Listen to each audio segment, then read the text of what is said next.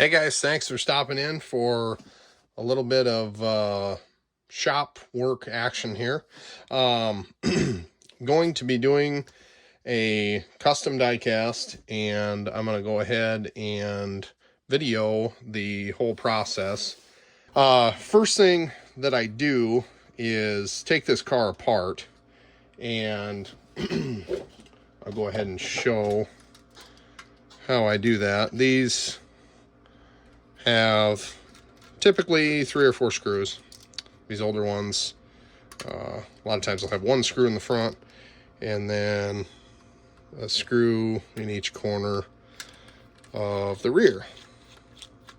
So I'll pop these screws out. And these ones, this one in particular, especially the bank cars, are fairly easy to take apart once you get the screws out, because there's no fuel filler hoses in the trunk area, because obviously there is no trunk area. Some cars, when you go to take them apart, they'll have a fuel filler hose in this back corner that is connecting the body and the chassis.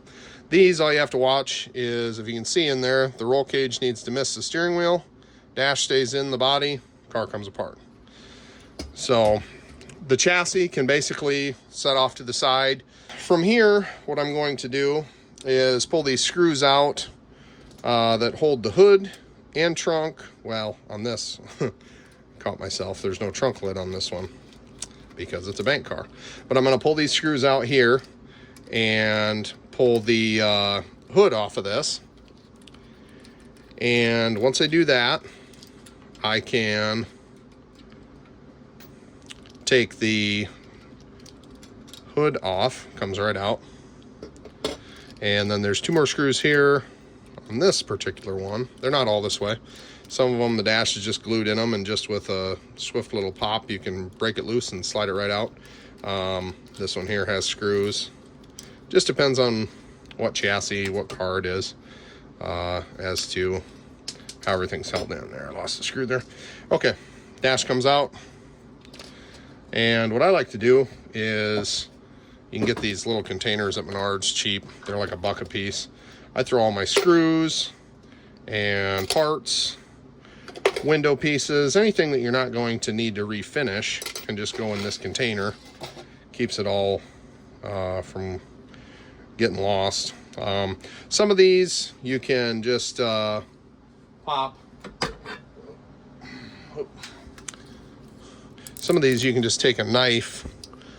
The glue, that's not even glue. Like these ones are just, the corner of them just melted a little bit to hold the glass in. And this will pop, a lot of times, pop out. Yep. And then the rivet right here that held the top of the windshield, or back window in this case, it's just got like a U shape around the rivet. So it pops right out. With the front windshield, looks like I'm going to have about the same. Oh, no, it's not. So on these ones, I will actually have to drill these, unfortunately. But usually if you take, it's just under a 1/4 inch drill bit, and you don't want to get carried away. All you need to do is pop that little head off of the riveted end there, and then those glass pieces will pop right out. Once you get the glass out, you can take acetone and lightly rub with a blue shop towel. Rub this lettering and everything off the base coat. The base coat will stay. You don't want to get too carried away, because sometimes you can really get into the base coat. But as soon as these decals are gone, you can take one last swipe, and then this thing's going to be a bare blue chassis or body when I get done with it.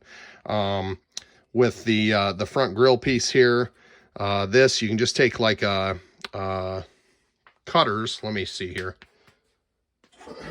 if I can go ahead and do this for you on video, if you'll be able to see. A lot of times you can take a cutters and cut. They just melt the back side of these. They'll stick like the peg part of it through, and a lot of times you can cut it off. And then if you just give it a little poke, it should. It's being a bugger. It should. Let me get my screwdriver here. This might work better. There it goes. Pops right out. So now you've got your grill piece. It's upside down.